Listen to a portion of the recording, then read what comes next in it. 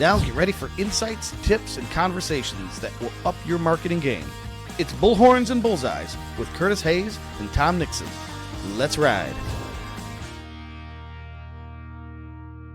Curtis obviously sees more than just cheap labor, right? He sees an asset that can maybe plug some holes that his skill set doesn't naturally allow him to. One of which maybe is the planning. I don't know, but that is a strength of yours. I've heard Curtis talk, about this vision board that you a process maybe you took Curtis through or took you both through to kind of establish what some long-term goals and visioning would be. Yeah, so it's something I would do in my personal life, always, and literally like a bulletin board. And I'm sure now you could probably do some fancy digital one, and printing out or cutting out pictures, whether it's the house you want to live in, the vacation you want to go on. I'm really big on words and values. A few years ago, we spent a lot of time kind of coming up with family values and then structuring our activities or how we spend our time around those things. And so then that just transitioned to usually around the holidays, then Kurt and I will maybe go out to dinner, a nice dinner. We're away from the distractions of home. You could do this, anywhere, anytime, and really talk about where do you see yourself personally going in the next, not just the next year, but the next year, the next 3 years. Where do you want to be 10 years from now? Where do you want your company to be in those times? And really, it's just big goals. Like that vision boarding part of it is nothing is silly. Nothing is off the table. If you could imagine yourself anywhere, where would it be?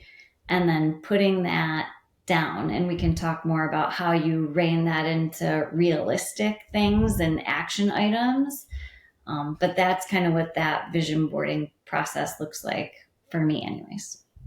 Yeah, awesome. Yeah, so I have an example of that, Tom. Like the first time, and I'm not a goal setter, so I really struggled with this. Nor am I kind of a task follower. Like I don't make a list for myself. It's all sort of scattered around in my brain. But so I did fight that process a little bit, but it was fun to have a nice, we really would go to a nice dinner, bottle of wine, nice steak and fish, whatever we'd share. And, really talk about, okay, how do we see this next year kind of playing out?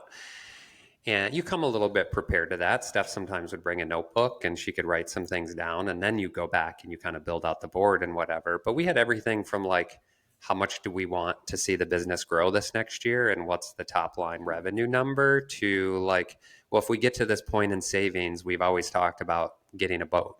So like, Stefanie found a picture of a boat. It wasn't the boat we bought, but it was just a picture of a boat that she cut out and put up on the vision board. And it's like, when we got to that point that we knew we were comfortable with, and then it was like, okay, yeah, let's start researching. Let's figure out what boat we want. Let's go and buy it and do it. And that decision, though, that boat was centered also around the family values. Like that was going to be not just something I went and did, but something we did together as a family. And so, again, that worked for us. I think another big thing, Steph, and I don't know when you came up with this, but we had the big meeting, but we also have been doing this for a number of years. I can't remember when it started, but you talked about, like, for a lot of couples, it's that weekly shuffle. Who's getting the kids? Who's taking them to practice? Who's doing all this? And somewhere along the line, you learned, like, well, let's do date night once a week, which essentially date night for us wasn't just, it was time just the two of us, but it was also planning. So it was like, and we spent those date nights at home, and we made a dinner together after the kids got to bed. So we made them dinner, we got them to bed, then we made dinner, and over dinner we talked, we got caught up kind of on personal stuff.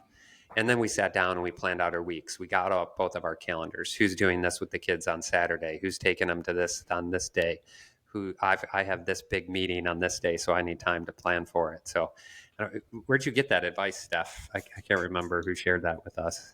I don't even remember. I think it was probably at one of the women's retreats from church. And just, yeah, really, sometimes those things, right, stick with you. And it makes the world of difference. And now the kids are older, they go to bed after us usually, so now we tell them, go upstairs, don't bother us.